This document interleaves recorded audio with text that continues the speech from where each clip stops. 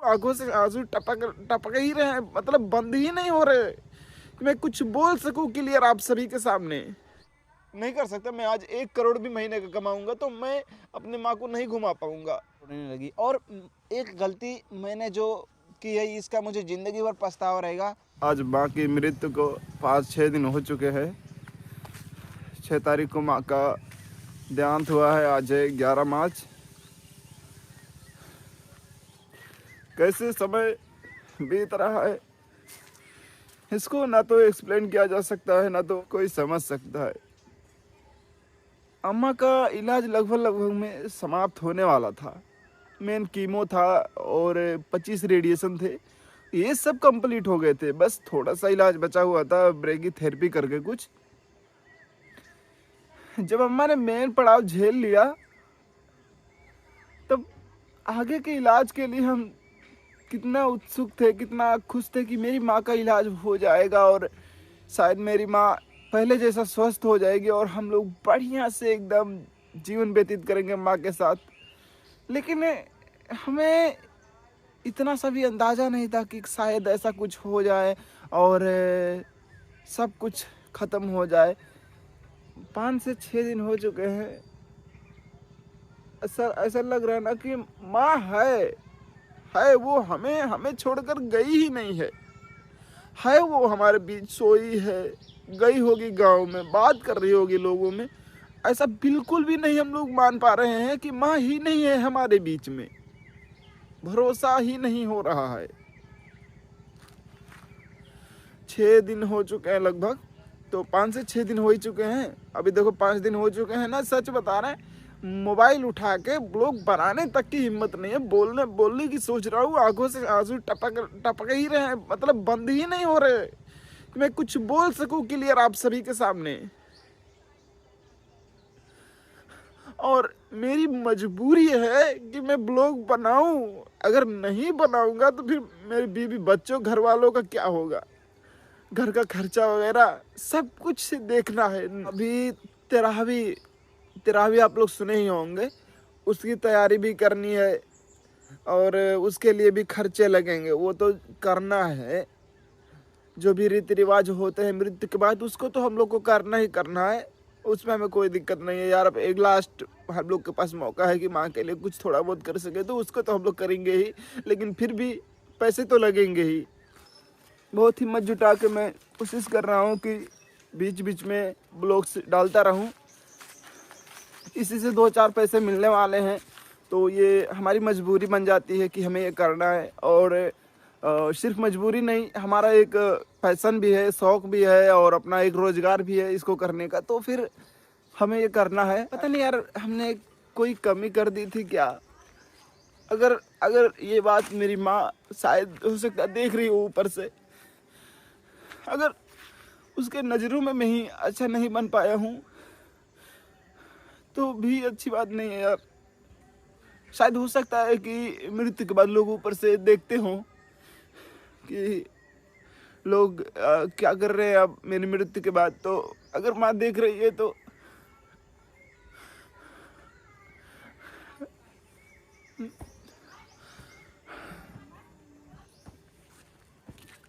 क्या करूं यार। शायद मैंने कसर नहीं किया था यार, माँ के इलाज में मैंने पूरा कोशिश किया था शायद। तो अभी भाभी, खुशबू, प्रीति ये सब जा रही हैं स्नान करने नदी में। ये हमारे यहाँ का रीति रिवाज है। मृत्यु के बाद शायद 13वीं तक स्नान करने के लिए जाया जाता है सुबह सुबह।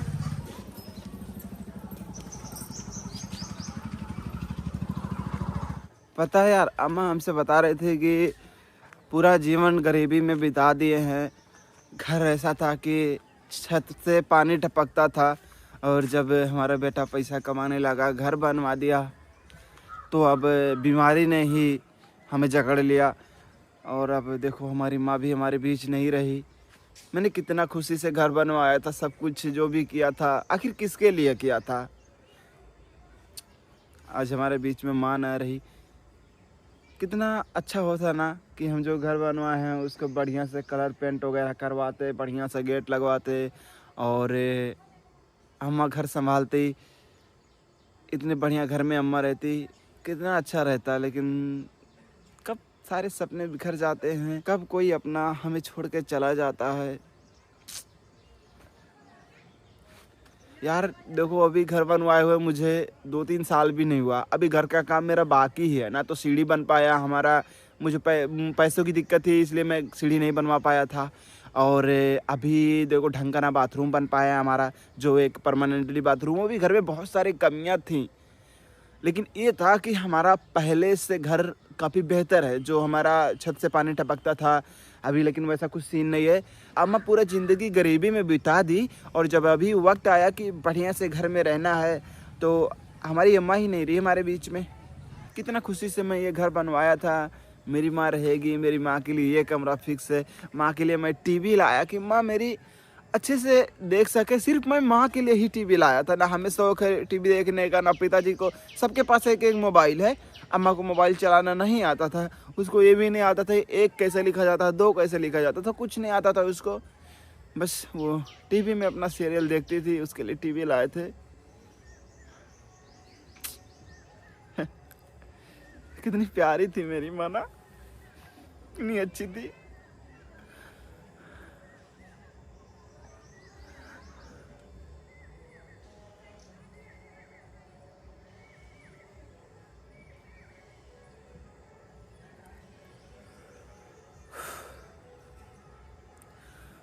23-24 साल का हो चुका हूँ मैं।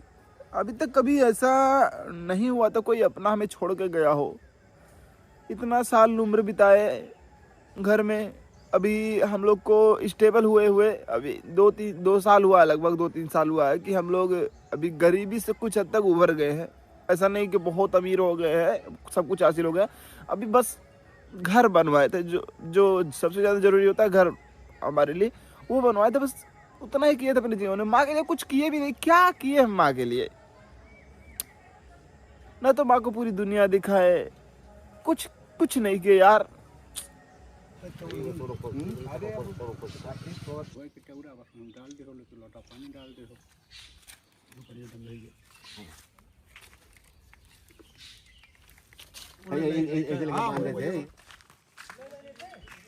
आज खाने में दाल भात बना हुआ है और चटनी भी है।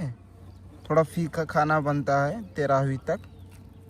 थोड़ा फीका टाइप का, छौका नहीं जाता है, और मसाला वगैरह बगैर ऐसा खाना बनता है जिसमें मसाला वगैरह ना हो।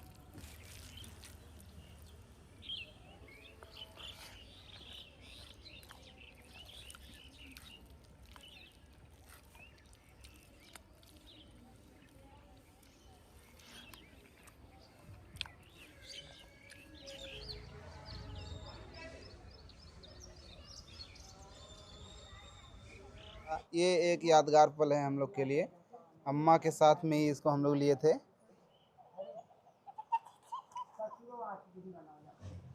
एकदम मस्त चढ़ रहे हैं लोग।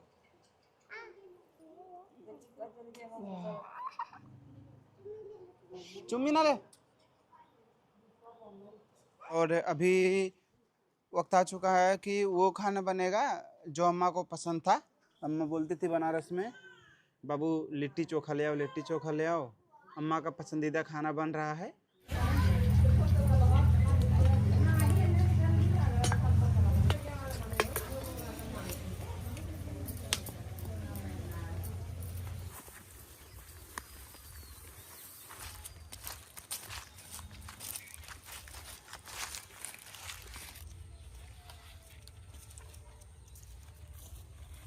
एक बहुत ज़रूरी बात आप सभी को बताना है।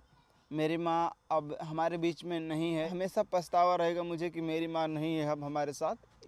इसका तकलीफ़ तो है और रहेगा, लेकिन आज मैं आप सभी को ये बताने वाला हूँ कि मेरी माँ की जो मृत्यु हुई है, उसका कुछ रीज़न है जो मैं आप सभी को बताने वाला हूँ। जहाँ तक मुझे लग रहा है, तो मैं माँ का इलाज करा रहा था बनारस में टाटा कैंसर हॉस्पिटल में। 9 दिसंबर को मैं पहली बार गया था उस हॉस्पिटल में, और अम्मा का इलाज शुरू हुआ था जनवरी में 16 तारीख को। अम्मा को 16 तारीख को पहला रेडिएशन था। लगभग एक हफ्ता बाद अम्मा को पहला कीमो चढ़ा था, लगभग 23-24 तारीख के आसपास से कुछ। हर हफ्ते में एक कीमो अम्मा को चढ़ता था। तो 4 हफ्ते में 4 कीमो चढ़ा और लगभग 17-18 रेडिएशन भी हो चुका था। गैस बनना अम्मा का लगभग 16 जनवरी से आज तक कम नहीं हुआ था। जनवरी बीता, पूरा फरवरी बीता, मार्च चल रहा था, अम्मा का गैस बनना कभी भी कम नहीं हुआ था।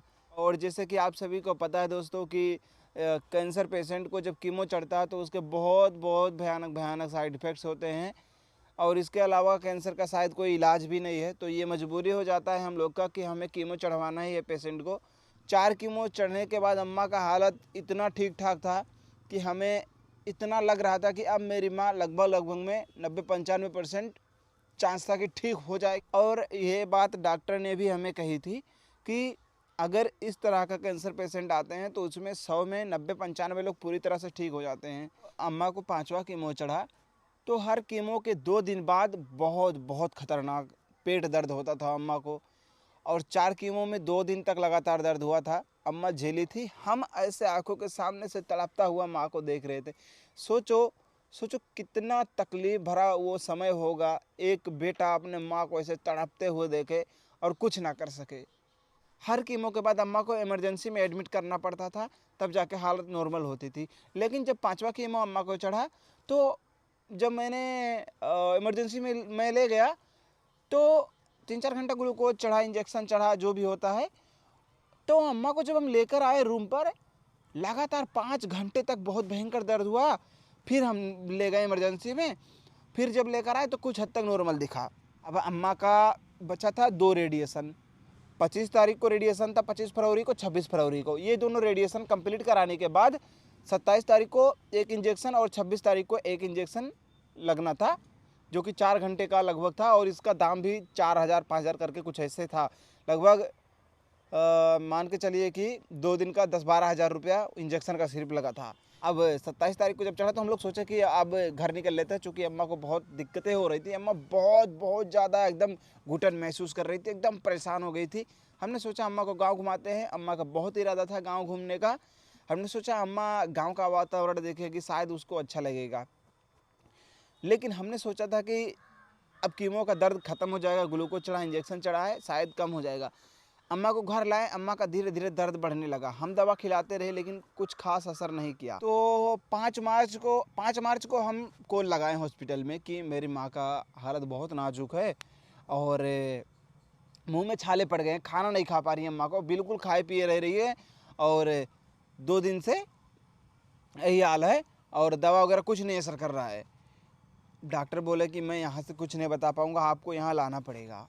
अगले दिन सुबह ही सोचे कि अब निकल लेते हैं, क्योंकि सुबह में हमारे घर से 40 किलोमीटर दूर से डायरेक्ट बनारस के लिए एक बस जाती है। उसके अलावा ना तो ट्रेन डायरेक्ट हमें मिलता है, ना तो हमें बस डायरेक्ट मिलता है। तो हम वही बस के लिए अम्मा को टेम्पो से भेज दिए। अब हर बार हम लोग टेम्पो से ही जाते थे बस स्टैंड तक, फिर वहाँ से बस पकड़ते थे। इस बार भी हम गए। अम्मा का हालत, हमें ऐसा नहीं लगा कि ऐसा कुछ हो सकता है कि मेरी माँ का मृत्यु हो जाएगा।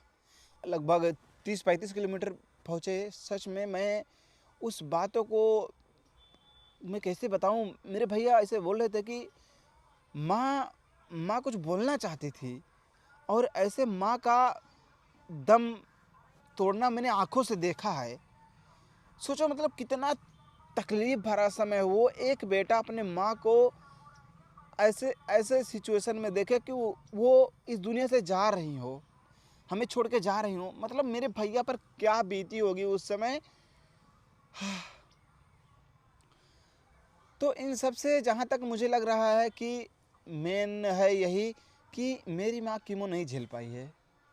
शायद मेरी माँ का एज 60 के आसपास है, और शायद हो सकता है कि, और एक सबसे बड़ी दिक्कत क्या था पता है, अम्मा को जब पहला कीमो चढ़ा था तभी से ही ना अम्मा को खान पान में दिक्कतें होने लगी थी।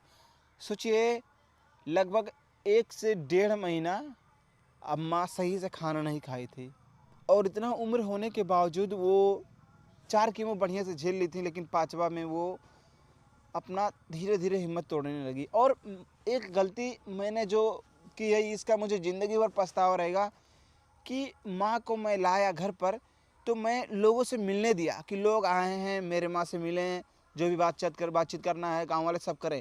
तो ये मेरे से बहुत बड़ी गलती हुई है। एक पेशेंट है तो उनके पास कोई ना आए, ताकि उनका हिम्मत बना रहे। अगर कोई आते भी हैं तो उन्हें हौसला दें, ऐसा ना हो कि इमोशनली कनेक्ट हो जाए वो और उनका हिम्मत टूट जाए। ये मुझे जीवन भर पछतावा रहेगा कि मेरी माँ से लोग मिलने आए और तरह तरह की बातें बोलें। माँ के सामने ऐसे बोल देना कि आप बहुत दुबली पतली हो गई हो, बहुत कमज़ोर हो गई हो, आपको इलाज नहीं कराना चाहिए था, आप पहले ही ठीक ठाक थी। ये चीज़ें नहीं बोलनी चाहिए एक पेशेंट के सामने। और एक चीज़ ये है कि हॉस्पिटल में ये भी सुविधा होनी चाहिए कि पेशेंट अगर 10-15 घंटे बाद हॉस्पिटल में आ सकते हैं, उतना समय लगेगा उन्हें आने में, तो ऐसी सुविधा भी होनी चाहिए कि कॉल पर ही बात कर लिया जाए, वीडियो कॉल या फिर जैसे भी, और पेशेंट की हालत देख के उनके लिए कुछ दवा वगैरह सलाह दे दिया जाए, ताकि पेशेंट उस समय को झेल सकें और हॉस्पिटल तक आने में उन्हें कोई दिक्कत ना हो। क्योंकि मेरी माँ की डेथ तो हॉस्पिटल जाते वक्त ही हो गई। अब सोचो, मतलब पेशेंट अगर इलाज कराने जाए और रास्ते में हो जाए ऐसा कुछ दिक्कत, इससे अच्छा है कि पेशेंट की हालत को देखकर अगर पहले कुछ हालत इनकी सही कर दी जाए ताकि वो हॉस्पिटल तक आ सकें आगे के ट्रीटमेंट के लिए, तो ये बहुत बेहतर बात रहेगा। मैं हॉस्पिटल के बारे में कुछ नेगेटिविटी नहीं फैला रहा हूँ, हॉस्पिटल बहुत बढ़िया है, मैं कोई कमी नहीं कह रहा हूँ, लेकिन ये सुविधा तो ज़रूर होनी चाहिए जहाँ तक मुझे लग रहा है। कसम से मैं सच बता रहा हूँ, मेरा बीच में बहुत ज़्यादा हालत ख़राब हो गया था, मेरे को ही 6 ग्लूकोज चढ़े थे। मैंने माँ के आंखों में वो प्यार देखा मेरे प्रति कि माँ तकलीफ में है लेकिन मेरे लिए रो रही है। माँ को अपनी तकलीफ नहीं दिख रही कि मुझे कीमो चढ़ा है, मुझे दर्द हो रहा है, मेरा पेट दर्द कर रहा है, वो सब नहीं दिख रहा। बाबू बोल रही है, बाबू ठीक हो गए हो, तबीयत तो ठीक है। अम्मा बोलती थी, बाबू ठीक हो गए हो, तबीयत ठीक हो गया है। मतलब माँ को अपनी चिंता नहीं थी, वो मेरी चिंता कर रही थी। सोचो, माँ मतलब शब्दों में नहीं व्याख्या किया जा सकता माँ को। ये होती है एक माँ, अपना तकलीफ नहीं। बताओ, जो कैंसर से झेल रही हो उन्हें अपना तकलीफ नहीं दिख रहा, अपने बच्चे का तकलीफ दिख रहा है। ये थी मेरी माँ, आज नहीं है।